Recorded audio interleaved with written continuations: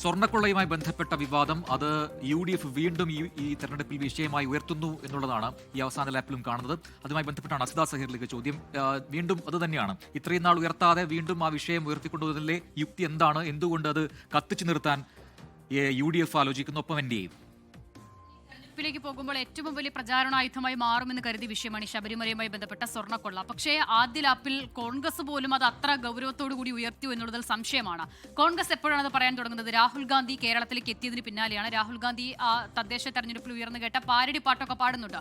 പക്ഷേ അതിന് പിന്നാലെ വീണ്ടും രാഹുൽ ഗാന്ധിയുടെ പാട്ടിനോട് ചേർത്ത് വെച്ച് സോണിയാഗാന്ധിയുമാക്കിയായി ബന്ധപ്പെട്ട ചിത്രങ്ങൾ വീണ്ടും വളരെ സജീവമായി ചർച്ചയിലേക്ക് വരുന്നതാണ് കാണുന്നത്. അതോടുകൂടി രാഹുൽ ഗാന്ധി ഉയർത്തിക്കൊണ്ടുവന്ന വിഷയം അതേ തീവ്രതയിൽ പിന്നെ അങ്ങോട്ട് കോൺഗ്രസ് നേതാക്കൾക്ക്, മറ്റുള്ള കേരളത്തിലെ കോൺഗ്രസ് നേതാക്കൾക്ക് ഏറ്റെടുക്കാനായോ എന്നതിലും സംശയമുണ്ട്. അപ്പോൾ ശബരിമല സ്വർണ്ണക്കൊള്ള എന്തുകൊണ്ടോ വലിയൊരു പ്രചാരണ ആയുധമാക്കി ഉയർത്താൻ UDF, കോൺഗ്രസ് ഈ തെരഞ്ഞെടുപ്പിൽ പൂർണ്ണമായും അവർക്ക് അതിന് സാധിച്ചിട്ടില്ല, അല്ലെങ്കിൽ അവർ അതിന് ശ്രമിച്ചിട്ടില്ല എന്നുള്ളത് തന്നെയാണ് തോന്നുന്നത്. സ്വാഭാവികമായും ഇപ്പോൾ സ്വർണ്ണക്കൊള്ള നടക്കുന്നു. അത് ഇപ്പോൾ കഴിഞ്ഞ ദിവസങ്ങളിലൊക്കെ നമ്മൾ പറഞ്ഞതുപോലെ അത് അഡ്മിനിസ്ട്രേറ്റീവ് ലെവലിലുണ്ടായ ഒരു വീഴ്ചയാണ്.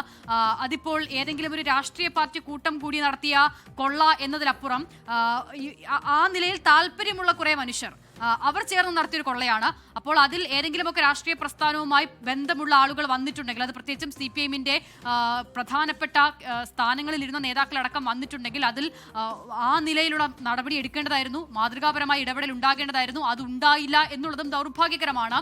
ആ സാഹചര്യത്തിൽ പോലും എന്തുകൊണ്ട് ആ കൃത്യം ഫോക്കസിലേക്ക് കോൺഗ്രസിന് ഈ വിഷയം കൊണ്ടുവരാൻ കഴിയാതെ പോയി എന്നത് ഏറ്റവും പ്രധാനപ്പെട്ട ചോദ്യം കൂടിയാണ്. രാഹുൽ ഗാന്ധി അത് ഉയർത്താൻ ശ്രമിച്ചപ്പോഴും പിന്നീട് അത് കോൺഗ്രസ് നേതാക്കൾ ആ നിലയിൽ ഏറ്റെടുക്കുന്നത് കഴിഞ്ഞ ദിവസങ്ങളിൽ കാണുകയും ചെയ്യുന്നില്ല.